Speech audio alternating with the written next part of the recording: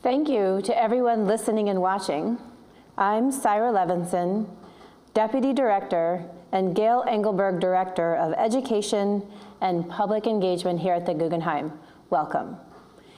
In the 1930s, Hilla Uribe, the founding director of the Guggenheim Museum, brought to life a vision for a new kind of art experience in a new kind of space. Uribe's project was at once artistic and social. She championed socially engaged art practices, artists that cross borders and boundaries, and risk-taking avant-garde aesthetics. We remain committed to and focused on this vision today.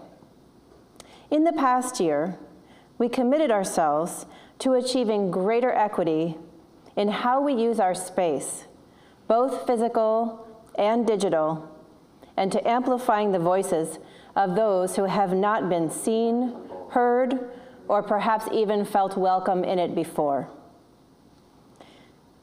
Today's program, presented with our partner, The World Around, is part of a year-long residency that focuses on design's profound role in social, environmental, and spatial justice. The World Around looks beyond buildings to investigate the forces that shape our lives, homes, cities, and landscapes. From discussing urgent issues of the climate crisis with anthropologists and artists, to examining global vernacular construction, to highlighting the racial inequalities manifest in the built environment, this residency explores the many different spheres, real, imaginary, and symbolic, of contemporary architectural practices today and champions its practitioners to a broad public. To notice is a privilege and a responsibility. To not notice is a sign of privilege. I recognize that we stand on Mannahatta, traditional territory of the Lenape Nation. I also recognize that our gathering today in the digital space is made possible because of the extraction of materials from the land. It's time to think of land beyond resource and commodity, to think from the land. I wish to acknowledge the work of many people who have made it possible for Beatrice and I to be present with you today. My colleagues who run our theater, our film crew, the visitor services, operations, and security teams who make it possible for all of us to be safely here together today. Our curatorial colleagues, fundraising team, and communications teams have been working behind the scenes to support this program as well. I also wish to share my deep gratitude to Jennifer Yee, Alan Seiss, and Layli Amigi, who make up our incredible public programs team and who have helped to organize today's event. I'd like to thank our trustees and the leadership team of the museum who support the mission of this institution. And I extend my gratitude to the family of Elaine Turner Cooper for their generous support of programming at the Guggenheim and for making this event possible. And last but certainly not least, I'd like to extend my thanks to Beatrice Galilee, Executive Director and co-founder of The World Around, who will introduce today's presenters and program. Beatrice. Thank you so much, Syra. It's an absolute pleasure to be back at the Guggenheim, and thanks so much to you and your team for being such fantastic partners for this whole year. Many of you will remember the World Around, maybe know the World Around for our annual summit, which is a back-to-back extravaganza of the best architecture of the previous year. And that will be coming up again in January. But today, in this new format that we've developed with the Guggenheim, we're taking the opportunity to slow down a little and draw attention to some dimensions of practice that are critical to understanding the discipline of architecture today. Not only with this event, but also through our newsletter, we will be distributing essays and short films that will also dive deeper and look further in focus at land. In some ways, the World Around is trying to make a first draft of architectural history. We ask, what are the values of designers today? What are the things, the ideas, the movements, the people that we will lead from and follow into the future? Who are the lighthouses that will prevent us from crashing into the rocks? We believe that land is one of the most pressing discussions of the moment, and that there can be no discussion about reducing carbon footprint and preventing carbon-based catastrophe without taking into account the architecture's relationship with land. We're not just talking about urban land or urban life. In fact, 97% of America's land, North America's land, is rural, even though 1 in 5 residents live there. Landscapes, as we will find out through the speakers today, are not neutral. They have agency, they are lifelines, they contain broken promises, and they have potential. Landscapes have the opportunity to recalibrate the climate crisis, but only if the people who live there, whose relationship to the land is profound, can be integrated into the conversation. A lot of the discussions that we'll be hearing today will be around people, communities, labor, and the role of design is something that is sometimes profound and fundamental, and sometimes it's more opaque. And I encourage everyone who's watching to consider the role of design and architecture in these conversations. While these presentations stand alone as singular ideas, they also work together harmoniously as a kind of community of thought, presenting what we try to create as a kind of multi-dimensional introduction to the issues of land today. The World Around is a non-profit public charity based in New York City, and we're dedicated to the idea of championing progressive issues and ideas in architecture. We are made possible from the support of our board of directors, from individual donations, and our corporate sponsors. And I'd really like to extend a profound thanks to all of those people. In particular, our new corporate sponsor, Amura, thank you and welcome. And also to Facebook Open Arts, and in particular to Tina Vaz, the director there, who has been part of our journey since day one and who saw the vision from the very beginning. So thank you, Open Arts. We wouldn't really be here without you. I'd also like to mention that we have a fantastic board of advisors at the World Around, and Satomi Blair, who is our executive producer, has been an absolute hero, and we're so grateful to her. I'd also like to thank Elsa Hoover, who has written a fantastic essay that we'll be distributing later this month. Please subscribe to our newsletter to make sure you don't miss that. So on to session one. What we're going to be seeing today is a series of 3 sessions, community, technology, and ecology. In each of the sessions, there will be 2 short films followed by a discussion. And I really would love you all to be involved in that discussion. The first 2 films today will be from Joseph Kunkel, who will be speaking to the work of the Sustainable Native Communities Design Lab, and Renee Kemp-Rotan, whose vision has led to the Africa Town International Design Competition, which is an absolutely fascinating story that I'm sure you'll all want to dig into.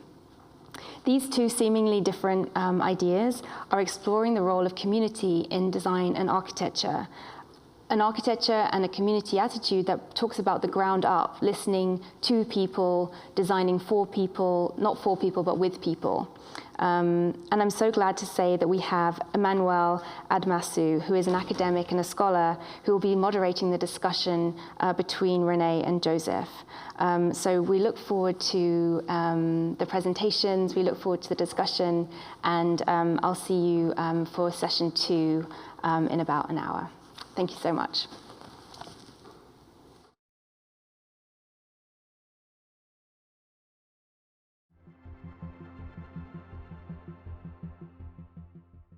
So I'm Joseph Kunkel, and we're in the office of Mass Design Group, where we lead the Sustainable Native Communities Design Lab. We're located in the lands of the Oge-Poge, which is a Tewa name for White Shell Water Place, also known as Santa Fe, New Mexico. So we're working with tribal communities around the country. We're focused on lifting up indigenous voices, bringing design thinking, design processes to communities that haven't historically had access to design. Whenever we engage with a new partner, a new tribal community, a community that we've never worked with before, it really does start with trying to set the tone that we are outsiders. I might be native, I'm Northern Cheyenne, but I'm typically not indigenous to the communities that we're historically working in. And so understanding those cultural nuances, I think, is really important as designers. Hopefully, the processes and the research that we're moving to will create an architecture that really reflects a community's particular connection to place. And that connection to place is also the connection to land, is connection to culture, is a connection to how we think about community. The bigger goal here is to not copy-paste solutions throughout Indian country. That has been done before. So Akwesasne, located along the St. Regis River in upstate New York, is a project that is focused on bringing affordable housing homeownership to the Akwesasne community. It's designed to be an eco-village, and so lifting up the kind of sustainability means and methods and thinking that the tribe has historically thought about. And so reckoning back to the longhouse and how individuals and families and community members would live collectively in a longhouse. Now, Akwesasne is not going to go back and live in a longhouse communally, but the forms can kind of be informed by the longhouse. And this is where I think Western thought and indigenous knowledge come together, right? How can we use Western ways of thinking about housing, meld that together with an Akwesasne way of thinking about housing, and develop condos, apartments in this kind of longhouse form, and then kind of put these longhouse forms together to create shared spaces and ways of generating community. This notion around affordable housing or building affordability in housing is incredibly important. How are we owning the homes and being in control of the homes and the architecture and the built environment that we build, rather than it being given to us by the federal government? This is another kind of historic issue that we see all over Indian country, right? The Army Corps of Engineers has come in and dammed rivers and have flooded villages. Akwesasne has undammed one of their rivers to allow for cultural activities to happen within the community. When we talk about sovereignty and we talk about self-determination, like that's a way of flexing that sovereignty. That's a way of flexing that self-determination. In this instance, trying to bring indigenous knowledge into this space has been something that has helped guide the project. The architecture should be responding to its place. It should be responding to the land. Should the St. Regis flood, how do we let it flood? And how do we design homes, housing, buildings that can respond to that? And I think the idea and concept here is to not engineer our way out of this. Willamette Falls is a complex project. We frame it as the Willamette Falls Tribal Engagement Project. What we've been tasked with was to ensure and engage the tribes that have historically claimed a connection to the falls. And so many of the communities that we've been working with, their histories, their creation stories come from this place. They've been part of the falls since time immemorial. Yet historically, or when we think about the narrative that has surrounded Willamette Falls in this kind of near past, is really much more about the kind of Western conquest. Our goal was to kind of engage with each individual tribal community along with the urban indigenous communities, right, to ensure that their voices are part of the redevelopment of the river. The project is not about the development of the site, it's more about how is the Riverwalk lifting up the voices of the surrounding tribal communities. And the hope for our work is to kind of solidify in a series of design recommendations that would then inform the design of the Riverwalk. And these design recommendations would come from the tribe. It's not up to us to do that. Every tribe has their own history as it relates to the falls. And so how do we ensure that their voices are being heard? Whatever has been built historically has not been for us, not been by us. If we are truly acknowledging the land, then we should be creating spaces, places, conversations for empowering individuals and empowering communities rather than just kind of tokenizing them. How are we integrating that kind of indigenous knowledge in the academy? How are we educating the next generation of natives to kind of work in this space? How are we training non-natives to be working in an indigenous space? People are at the table wanting to have these conversations. That, I think, is productive, and we need to move that conversation from this notion of mistrust to a place of trust and relationship building. And then when we think about healing, when we think about the practice, it's going to take both sides, natives and non-natives, to be working in the space to lift up the issues, the social justice issues, the community issues that we see all over Indian country, if we're going to have some sense of impact.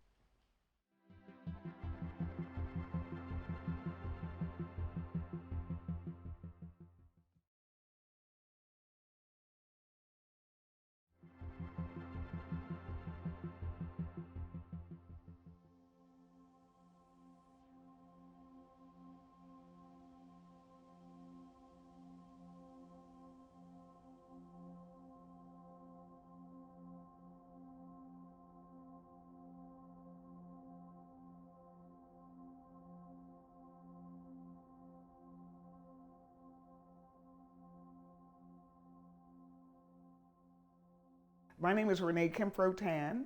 I'm an urban designer and also master planner. For me, coming to this place was, fairly significant. I'm from DC. And each time I went deeper and deeper into the South, I got confronted by this culture and also by this history, Africatown. I didn't even know it existed. Africatown is extremely significant because it is the only African settlement built in America by Africans. All of the other black settlements, all of the other black chartered towns, all of the other black exodusters were built by Africans born in America. I have been in the great state of Alabama now for 10 plus years, and here I have a vernacular that is within driving distance, and I never heard about it. Right now, we're in what I would call the heart of Africatown, in the northern section of Mobile, Alabama.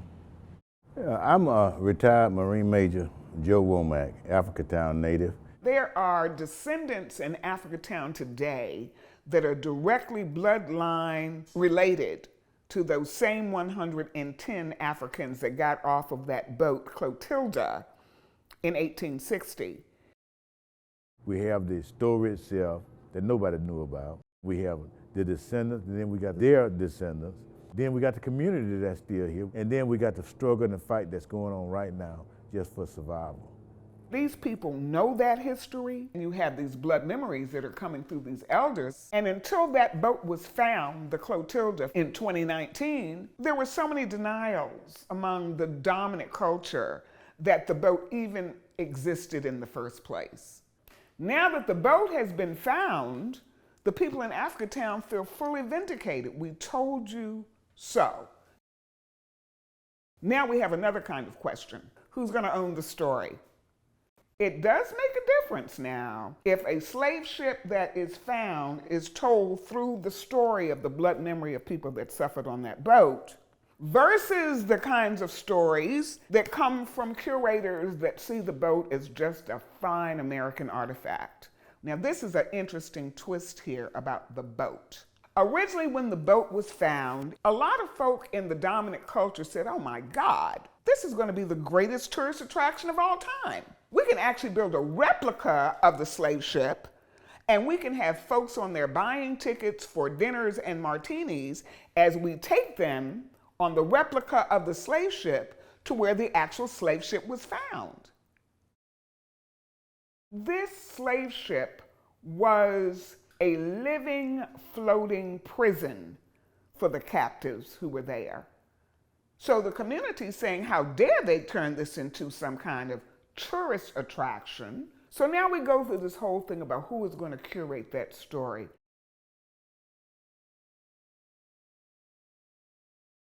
I want the world to know what we have here. This is such a historic community. I would hate for somebody to just ride through here about 50 years from today and see a marker that said Africatown used to be here. Okay, you've seen it, you know the story, now do something about it. You're a designer, do something. Well, what can I possibly do? First of all, I'm not from this place. So the notion that you would pluck me out of one place and put me in another place and say, do something, what can I do? We're going to need something within the community to bring people in, something people can come to tour. We want people to be able to come to Mobile, come to Africatown. There are so many spots within Africatown that is wide open to the imagination. We began to ask questions about, well, who owns public history? Who gets to tell their story? And how many voices does this story get to be told? So I came with this idea. I said, you know something that might work? The idea of a competition. Let's put a competition together that's only dealing with design ideas, because a competition is kind of an overlay over whatever else is going on. We're going to do a design idea competition to design a museum. And it's a great idea because in order to program a museum, you've got to know about the history, that'll come back to you. You've got to artifact the history, that will come back to you, and then you have this interpretive overlay. And the community said, we need more than a museum. When the tourism come here, we don't have no motel. They got to stay downtown. We don't have no restaurants. They're going to have to eat downtown. That's why we're trying to get involved in tourism so we can do that ourselves. We know the community more than anybody. When you look at the land right now, you have sections owned by residents, but then around those sections, the land is owned by businesses that have managed to move into the area. With the industry, it just pollutes the heck out of everything. And pollution is just simply another word for poisoning. It gets to you slowly, and that's what happened over the years. We accidentally stumbled in on a community-led movement. Those people in Africatown have been fighting for generations about land use and zoning and funding. They need to do something positive for the community on their land. Do something positive for the community instead of fighting against the community. Those things hinder the ability of the residents, and especially communities of color, from obtaining wealth and passing that wealth on to your generation, next generation. If I had a magic wand, I would just wave it and have them give the land to the community and then get out of the way. All the land within the boundaries of the community. As they say in the South, land is more valuable than money. So this notion of the competition also serving a very profound role in engaging the descendant community in all kinds of activity that began to inform the competition is what allowed the competition to grow from this, I've got a great idea museum, into literally 16 venues that the community said they wanted. We decided to just play in the realm of design ideas. Certainly I, as a visitor to this unknown place, we don't own anything, we're design ideas. And what that means is that when all the ideas come in, we can give you and the community a catalog of a whole bunch of possibilities, and you guys could actually build something. I organized the competition into 4 main sites, and each of the sites have sub-venues attached to them. All of these 16 places can be connected by both land and water, which now becomes a totally immersive tourist experience. The Africatown Cultural Mile. All of these architectonics that are combined because of, thematic directives that are implied in how the competition was programmed. We're hoping that this cultural heritage tourism that has developed over the last 4 or 5 years is not going to diminish, but it's just going to keep climbing. The competition started Juneteenth 2021. It will run until Juneteenth 2022. So we are totally thrilled at what could happen. We want you to communicate the Africatown story on to others. It's a hell of a story. Pass it on. It really does have and should have long-term implications that could help the community. This community has been here for 162 years, and we'd like for it to be here for 162 more years.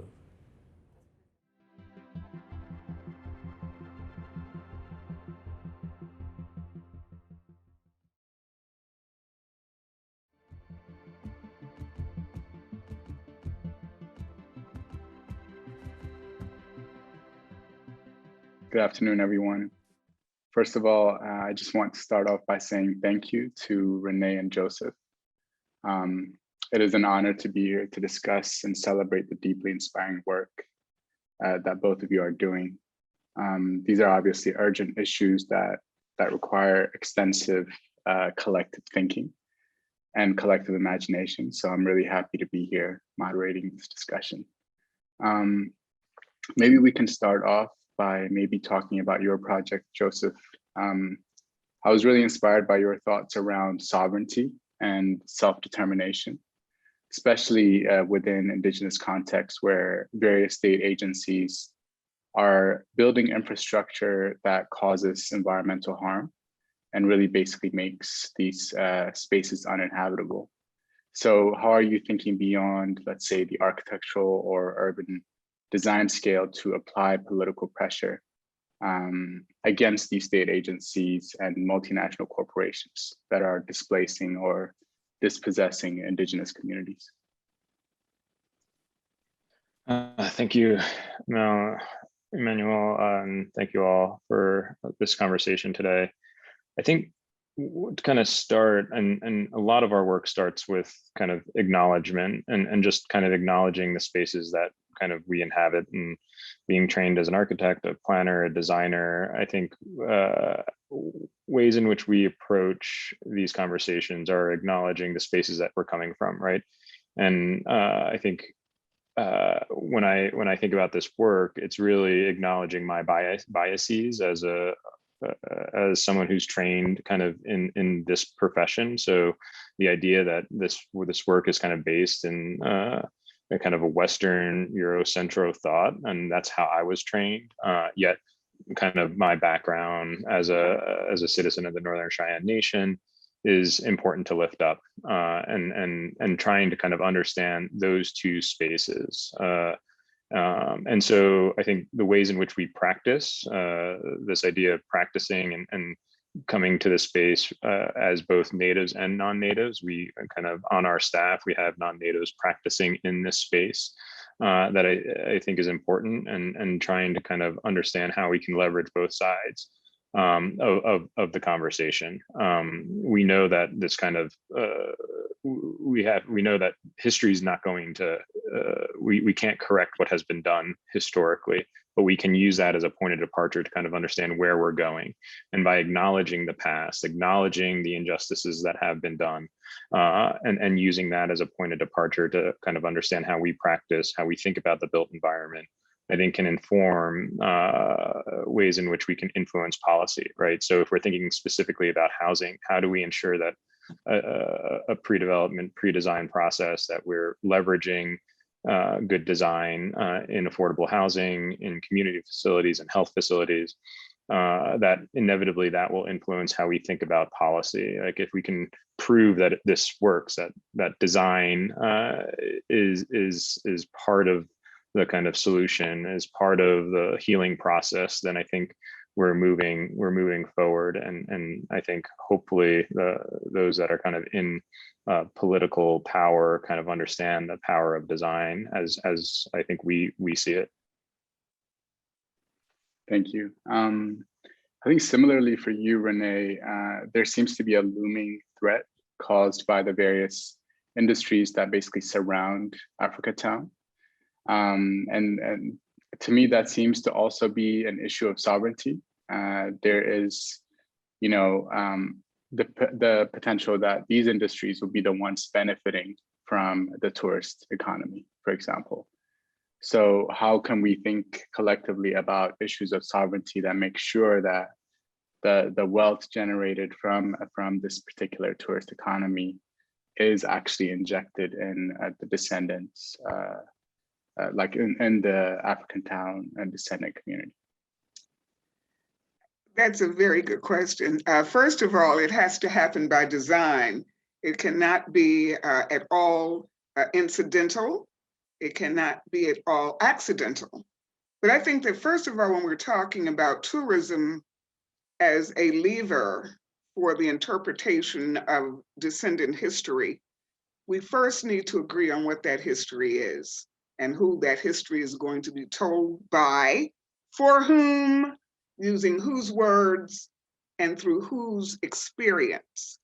I was basically brought into the Africatown conversation by Vicki Howell, an award-winning journalist out of Birmingham. We worked on the Birmingham Civil Rights Heritage Trail together. I put the system together and then hired her to write the words. So we know from our experience, even in terms of talking about the pain of the Birmingham Civil Rights Movement, that words are very important, how we use them to explain, how we use them to basically engage. And so we decided to do this competition because it was really very much felt that even after the ship was found, we were not very secure in how the Clotilda, as the last slave ship, would be tied back to the Africatown story. The dominant culture was extremely excited about having found the ship. It was generally agreed that the finding of the last slave ship would be tied to tourism in downtown Africa, in downtown Mobile. The community, of course, had a major issue with that notion. And so as part of the negotiation, it was decided that the Mobile County Commission would use money to have a heritage house built in Africatown proper, and then various artifacts from the boat's finding could literally reach into the community. And that was a good thing. However, that one building does not tell the story, and that one building itself is surrounded by industrial zoning. So we're going to have to do this with tweezers. We have a very active community in Africatown, such as Joe Womack, Ramsey Sprague, Anderson Flynn, the descendant community. Many of the descendants still live there. And while we're having this conversation about tourism, this community almost on a monthly basis is fighting zoning legislation that would, in fact, if not carefully monitored, would increase the proliferation of industry around Africatown. Even though it's a historic district, what I usually say is the Africatown Historic District is slowly shrinking because of these kinds of threats to environment. On the good side of the tip, we also have activists who have secured Brownsville grants to really begin to pick through, the 22 locations within Africatown that could be tied to tourism, but that are definitively tied to really bad poisons and pollutions.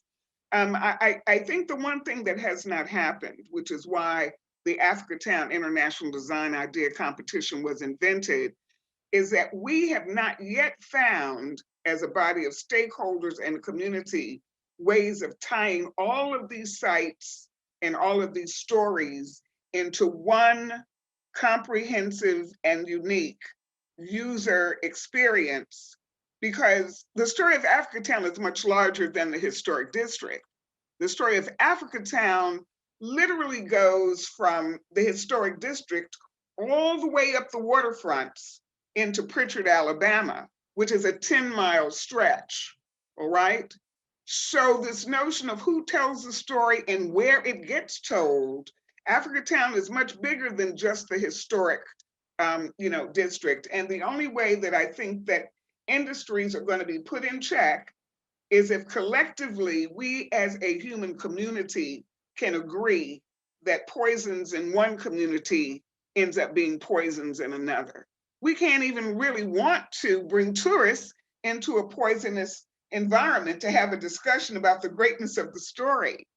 So the big reveal really has everything to do with the competition as a mechanism to raise public awareness about the power of design, the importance of the story, the engagement of the community in the telling of their own stories, not as a matter of happenstance, but as a necessity that's also tied to morality.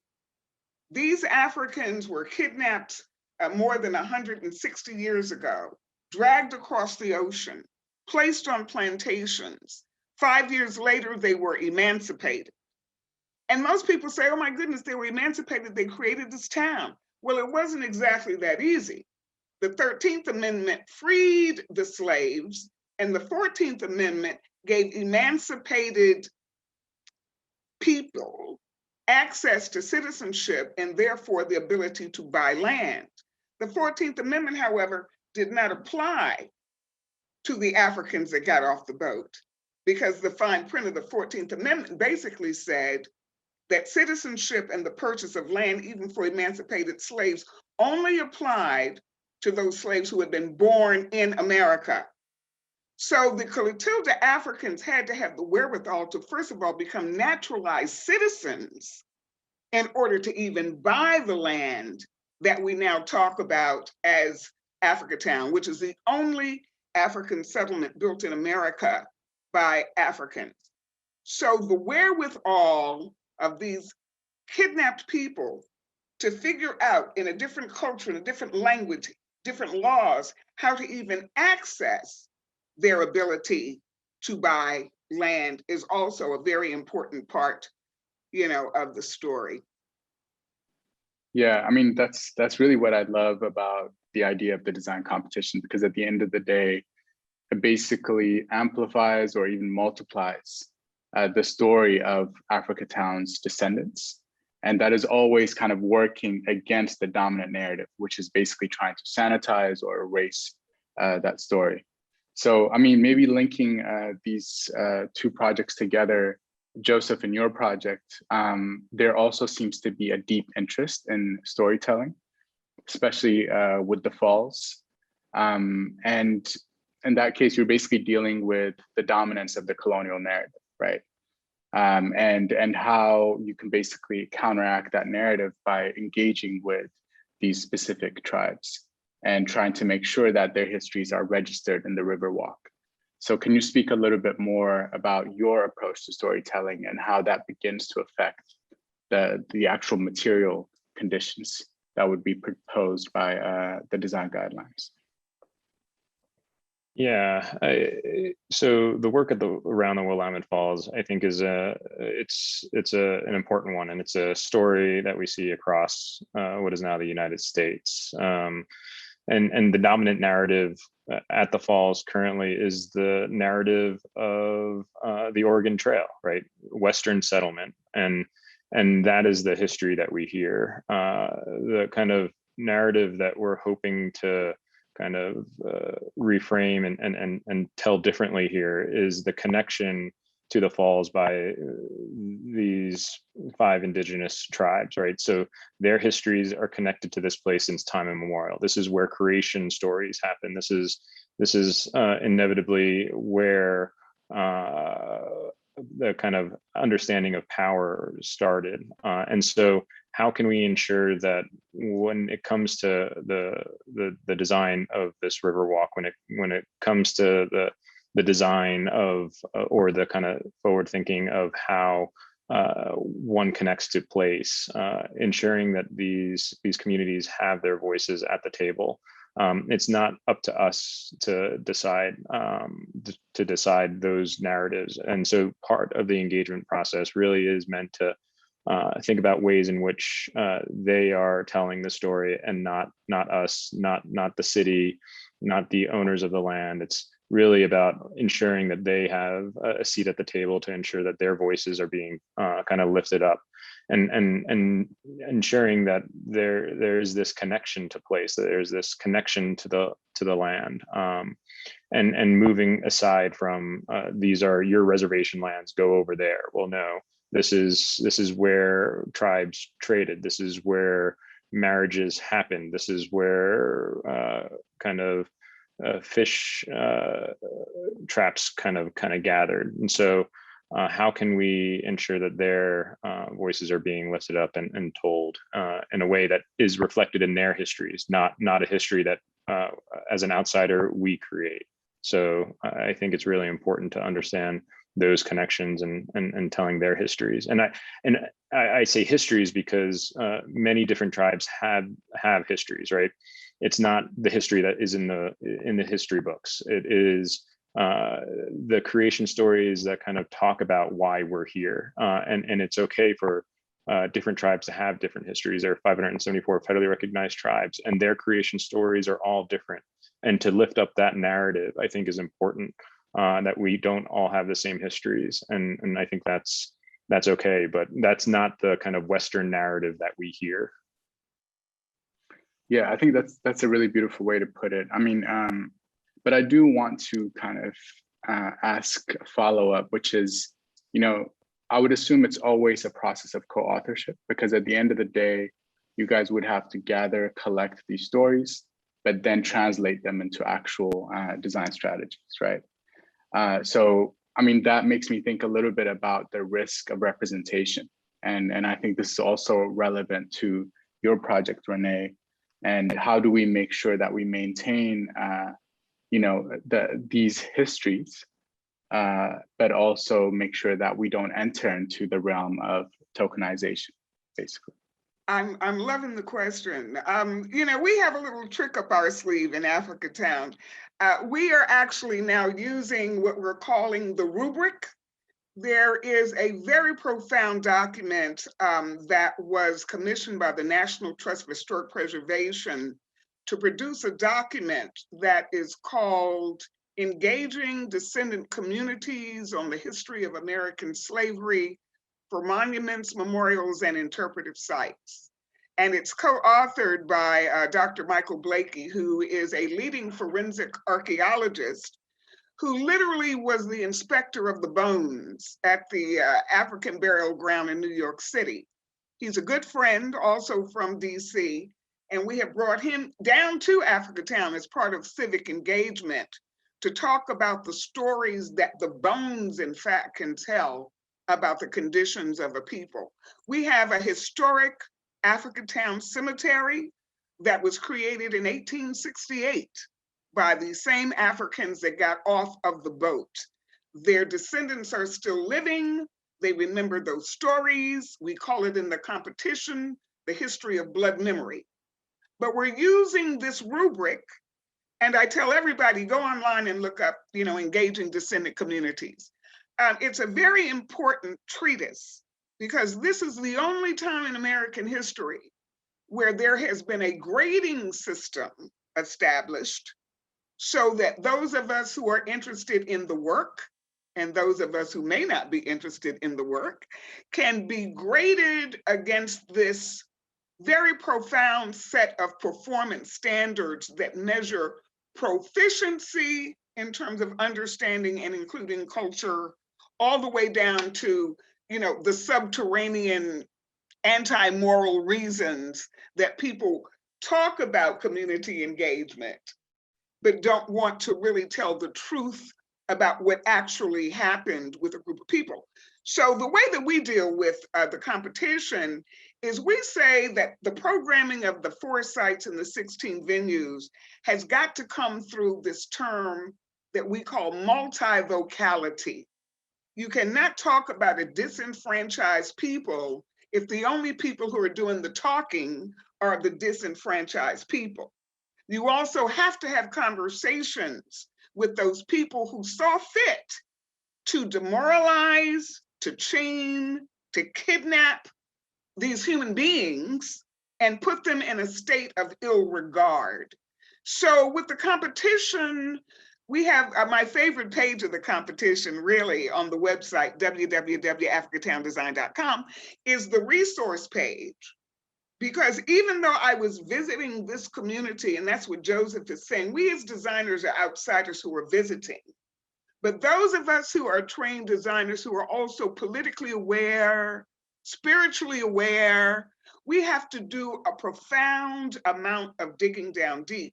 So in the competition, we have a resource page with more than 40 books that I personally bought so that I, in fact, could understand where and when I had actually landed. So the rubric is how we create this notion of multivocality. And the rubric says you cannot just have one meeting and ask everyone who likes cornbread. I do, I do. The rubric really, really insists that the natives of this history are profoundly included in all the research that goes on, that the research, in fact, that is found is approved and that is a part of their collective interpretation, because everybody doesn't see the story the same way. And the people who have lived it and who have been cautioned by their ancestors and elders to remember it should have a place front and center at the table. The rubric also says that to do the oral histories and everybody goes home is also not enough. These same people must be used as docents continuously as the story unfolds in all of the places that interpretation happens. So that's just one of the methodologies that we use. I love that idea of this rubric for multivocality. Maybe Joseph, you can speak a little bit more about your approaches to this particular issue as well. I mean, you presented the provocation in your own video where you said, there's obviously a thin line between empowerment and tokenizing these communities. So can you speak a little bit more about how you guys measure success, but also how you begin to establish certain rubrics for the projects you're developing? Yeah, for sure. I think that's an important question, and kind of lifting up some of Renee's points around this work. I think it's having those that have historically kind of caused the harm part of the conversation. I think that's important to lift up, and a lot of the times when I talk about acknowledging or the kind of notion around a land acknowledgement, sometimes it's more important for those that aren't indigenous to a place to kind of acknowledge the places in which we're inhabiting, right? And so I think some of the rigor that we have been bringing to this project in particular is doing kind of our kind of historical kind of background, trying to meet with each of the individual communities and different people in each of these individual communities, different organizations, to try and understand or attempt to understand what is the history of this place, and meeting individually and then trying to kind of understand and repeat back, or try and kind of say, this is what we heard, did we hear it right? Or in what ways can we correct what we have done? I think as designers, we have to really kind of understand the power of design and the power for a narrative that influence how we can kind of see a future. And while we're kind of reflecting on the past, I think the impetus is to really project out into the future. A lot of the work that we're doing is generational change, right? This is work that we won't see the change potentially in our lifetimes, but moving it forward and planning for our children's grandchildren and their children to ensure that their voices are part of this history. I think we're in a moment in time where we're coming to kind of reconcile the histories of what is now the United States. And I think in particular, the Willamette Falls Trust kind of is this, our partner in this, in the work at Willamette Falls, is really trying to kind of change the narrative of the falls and ensure that those that have historically called this place home, and this is inevitably where creation stories happen, that they are in some ways a way in which they can leverage that narrative. And so how can we ensure that a design process is part of that? Yeah, that makes a lot of sense. But it also makes me think a little bit more about projection, and how both of your projects are really thinking about history in a very critical way. But how does that history basically project an alternative future? And because we are obviously discussing land and this issue, I'm wondering if you guys are also thinking creatively about collective forms of ownership that basically resist real estate speculation or other forms of dispossession and displacement. Yeah. Should I attempt to answer that question? Let me chime in for just 1 second. Interestingly enough, when the community said we don't want a competition about a single building, because originally it was just going to be about a make-believe history museum, we need more than that. So we got to 4 sites and 16 venues because we threw in everything the community said they wanted. But I have to tell you what's really cool about the competition. It just so happens that everything that they said they wanted, the 4 sites and the 16 venues, each one of those 16 venues is located on a piece of publicly controlled land. what an advantage. That means that once the competition is ended and these options come in from all over the world, we will be presenting the community with a catalog of hundreds of ideas that they now can basically take to each one of the sites and begin negotiating around some things that may not have been ever thought about or thought of, right? The other great thing that's happened is that in first coming to Africatown, there were 4 or 5 different community development corporations. Everybody was kind of looking at a different end of the elephant, as they say. And sometimes we know that an elephant designed by a committee becomes a strange looking animal. So the community got together and they really created another option. They now have created the Africatown, I'm having a brain fart here, the Africatown Historic Preservation Foundation, that's it. And this entity will serve as an umbrella over all of the community groups, which means that now we're talking about a co-joined and very progressive institution created by a community that will then begin to look at not the creation of another master plan, but the creation of an economic development plan that now has dollars and cost estimates attached to all of the things that we find in the master plan itself. It's that economic development plan that will really end up being the driver to where the community will be able to generate revenue back to itself based on the tourism that everyone is talking about. That economic development plan will serve as instruction as to how that gets done. That economic development plan around tourism can also be used as a contract for negotiation with the city and also developers. One last thing, we also brought in a young man from Seattle, Washington. There's an Africatown in Seattle, Washington, King Garrett. We brought him to Africatown because he's established a community land trust in Seattle. And so we are really always bringing new information to the community. We brought the past president of the American Institute of Architects to Africatown to talk about what engaged and politically conscious architects, in fact, can lend to a community that is, going towards self-determination and self-sufficiency. So organizationally, things have to be, in alignment in order to make this notion of what to do with land work for everyone. Yeah. Yeah, absolutely. Joseph, you want to jump in and maybe? Sure. Yeah, I mean, this notion of, and I think what is so powerful about the work that you're doing, Renee, is starting to kind of redefine wealth or redefine ways in which where those dollars are going. And I think in the work that we're doing is trying to kind of come up with a new way to redefine wealth creation. And so if we kind of go back to some of the housing work and trying to kind of understand, well, who is empowered? And if we look at land, some of the first conversations that we have with a community is like, do you have land control?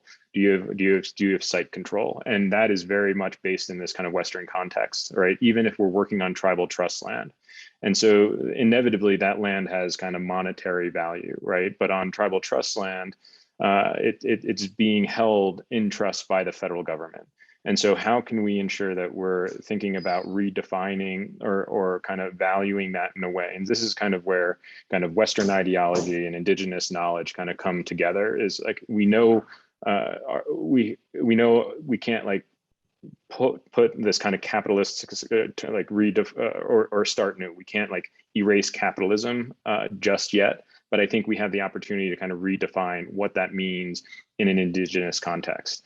And so how can we ensure that we're kind of lifting up cultural values, that we're lifting up the kind of indigenous knowledge as it relates to kind of access to land, access to place, the history of these places. And so if we can value that in a way that kind of lifts up the indigenous knowledge, I think we're moving in the right direction, inevitably kind of redefining what wealth could mean from a cultural perspective, from a a cultural values perspective. And I think that's where inevitably we're trying to get to, so that we can understand wealth in a different way.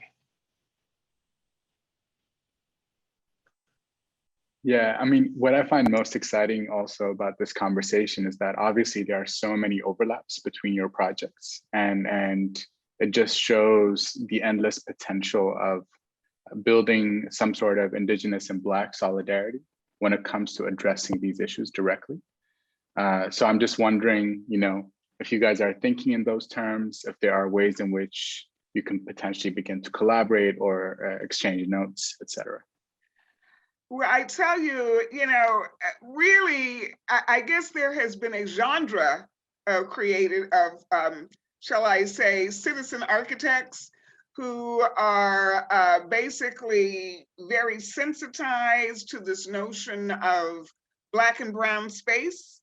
We're beginning to know each other. We're beginning to follow each other's work.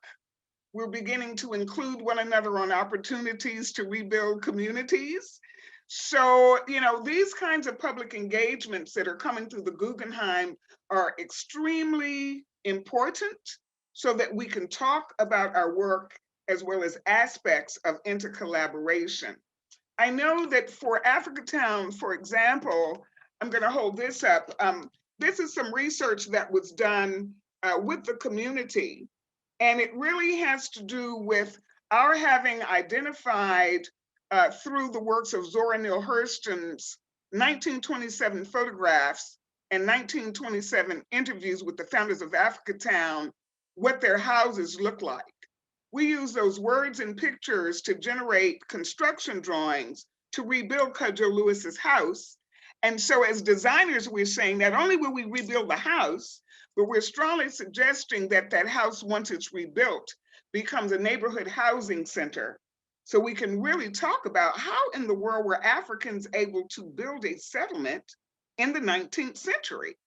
And here we are in the 21st century. Surely we need to know how they did that.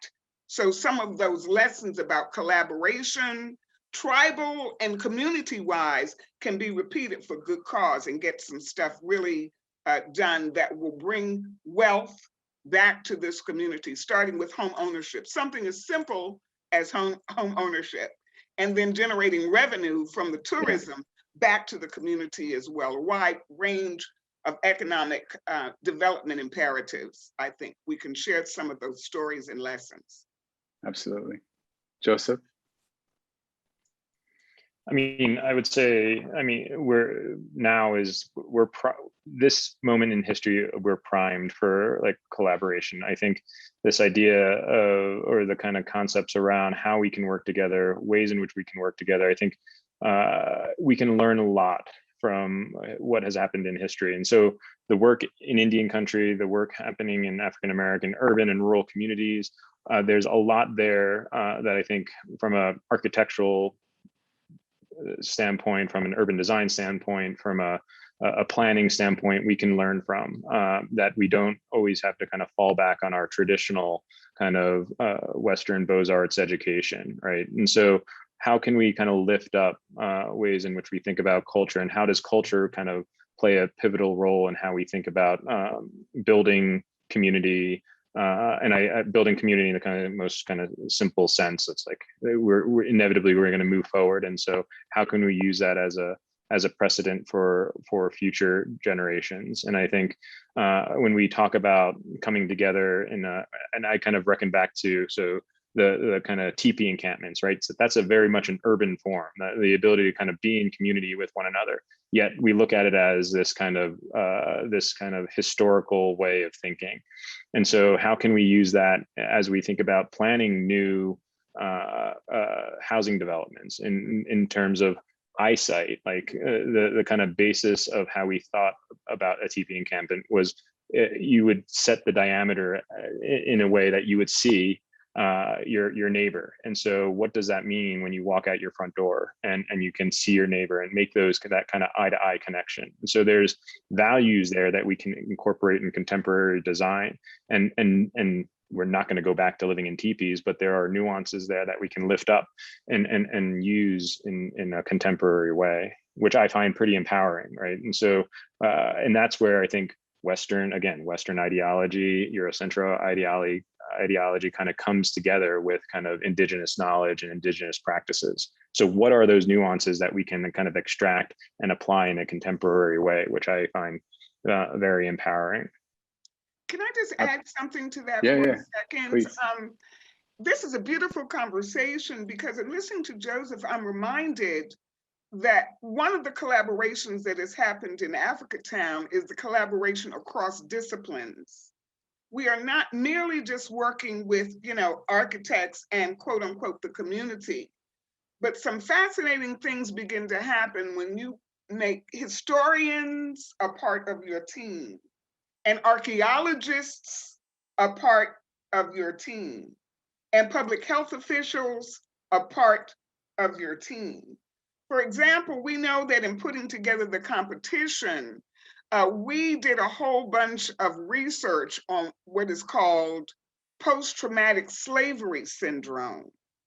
And it really has to do with not just the oral histories, that the elders tell, but we never have stopped to take a look at the impact of these enslavements, whether they be tribal or whether they be, African emancipated people, what the public health toll on these people were psychologically.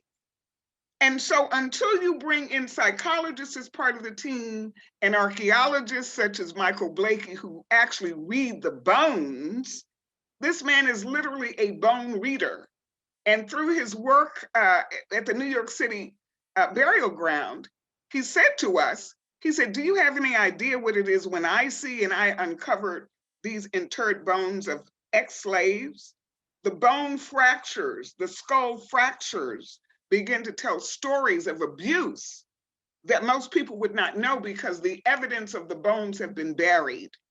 So I think this notion of collaboration between tribe and African American community is important. And I also think what is immensely important is breaking down these silos between disciplines that are beginning to put together the social history of these people who have been affected so that we can rebuild healthy communities, at the end of the day, which is more than just a building. We like to say in Africatown that there's a poem in this place. We've arrived in a very sacred place about a very sacred story. And so all of that spirit feeling has also gets blown into the interpretation of the built environment so that we become whole people and whole communities. Yeah, I love that. Basically, kind of continuing to expand, the people that we speak to as urban designers and architects. And I think maybe this connects a little bit to the subtle critique that you presented, Joseph, in your video, where I think at some point you said we cannot engineer our way out of this. And it almost seemed like some sort of, oblique critique at certain tendencies within sustainability discourse that assume that technology will solve these problems, right? But listening to you guys speak, there is a much richer kind of social tapestry that could augment some of the technological advancements as well. Can you speak a little bit about that? I mean, Renee hit it on the head. I mean, it's these kind of inner collaborations that we need to look towards. If I'd say if our end goal is to just build the building or kind of think about a structure as an end goal, then I think we've missed the point. It is much more about that kind of the complexity of the process to kind of solve a solution that is important for us to lift up, right? And I think ways in which we can use our design education and we can use our planning education and our kind of connection to communities to design processes that have outcomes that are healing. So does that mean we have to bring in doctors? Does that mean we have to bring in archaeologists and historians to kind of uncover and allow us to kind of move forward in a better way? Then that's the process that we need to design. I think historically, when we think about policies, when we think about health practices, when we think about economic development strategies, those are systems that have been designed and have failed the populations that we're currently working with. And so how do we as planners, designers, redesign those systems so that whatever we're thinking is the kind of future built environment is kind of moving forward in a positive way, then I think we're moving towards some semblance of prosperity. I'd say, and this notion of kind of we can't engineer our way out of this is really kind of coming from this notion of maybe some of the current kind of language that we've been using in some of our projects around sustainability, right? Who gets to define sustainability? And what is sustainable to your own community, right? And in some instances, it might be cultural sustainability, it might be economic sustainability. And so inevitably, some of the conversations that we have, it's like, what does sustainability mean to you? And how do you define it? And how can we work collaboratively to kind of achieve what that looks like for your community? And I'd say that in some ways, we need to kind of work collaboratively to redefine some of the languages that we're using around design, around planning, around this work, because it's only until we can redefine that in some semblance of a way that we can move forward, so that we're working collectively and collaboratively with our partners.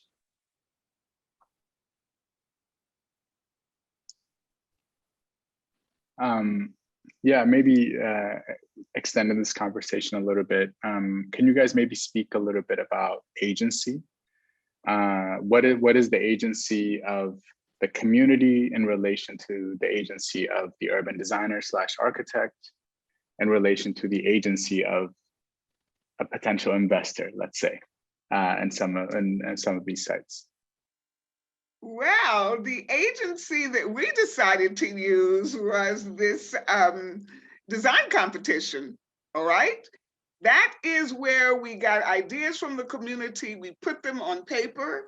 So our agency, happens to be competition programming as a tool for discussion. I mean, that's that common piece of paper that the community gets to input on because it's tied to their master plan.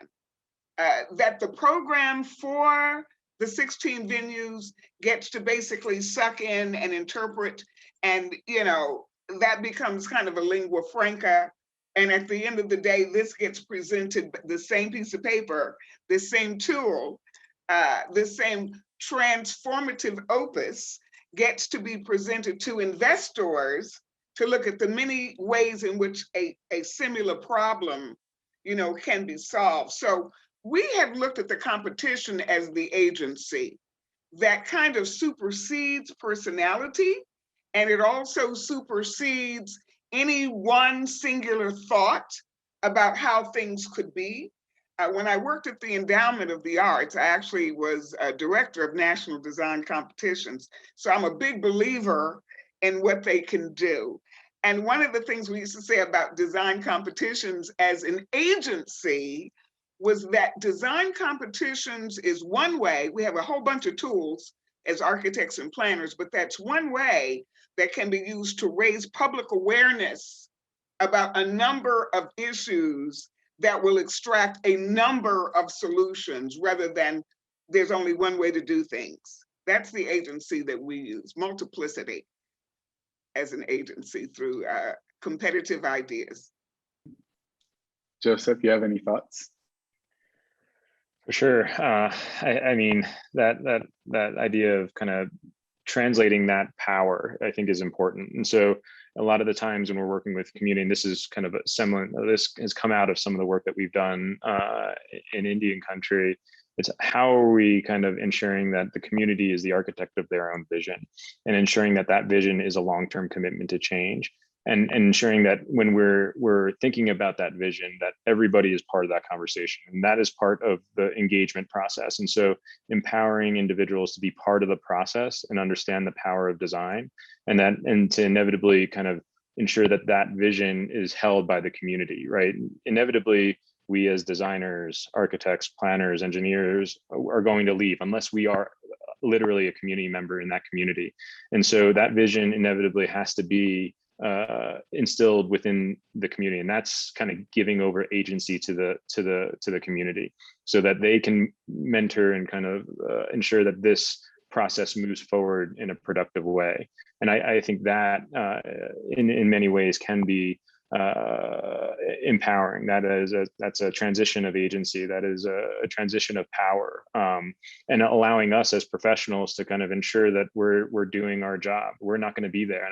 And with one of the first communities that I've worked with, I knew I wasn't going to be there, right? I had to inevitably work myself out of a job because I knew if I became a crutch within the community, I wasn't doing my job.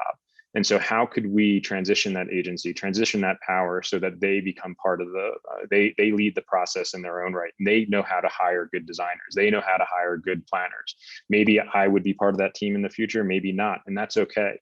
And so that is, I think, this idea of building agency, building power within the communities that we work, and we have to continue doing that. And that's the citizen architect. That's the model of architecture serving society in many ways.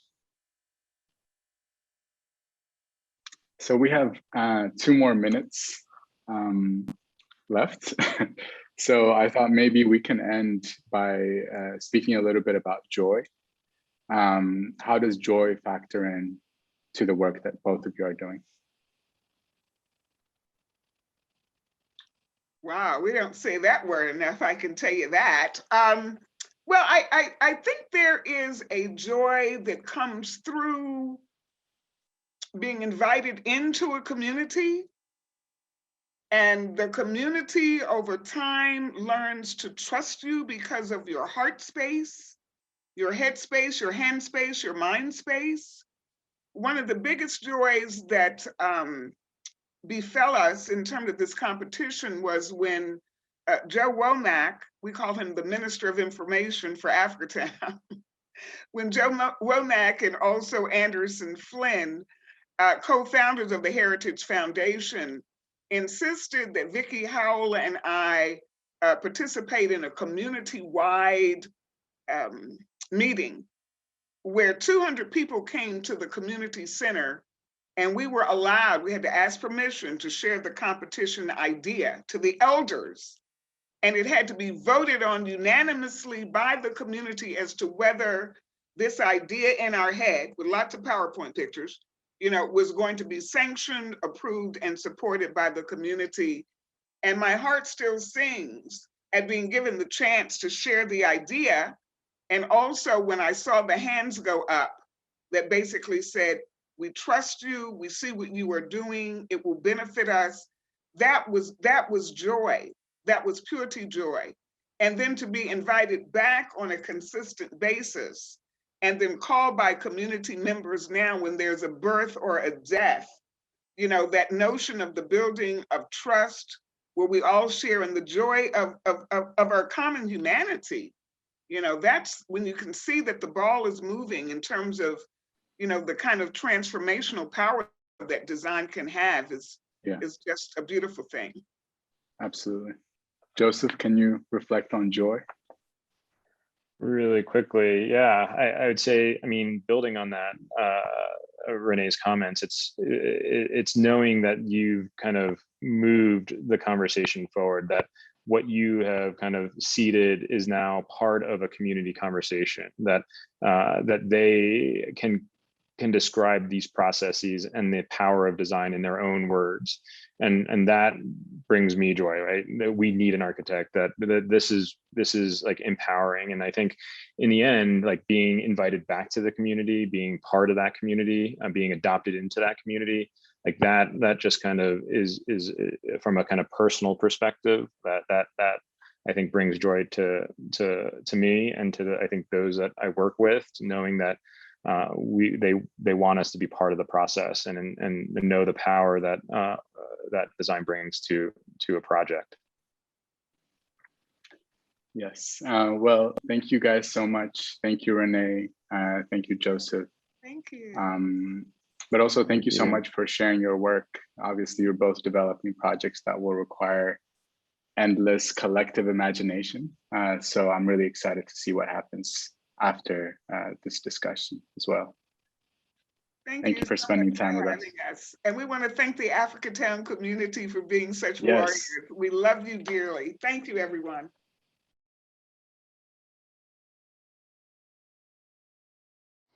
Thank you so much to Emmanuel and Renee and Joseph for that conversation. I couldn't have imagined anyone who could have brought together those themes and ideas better than Emmanuel. So thank you so much. I'm sure there's many things that we'll be revisiting over the coming days and weeks.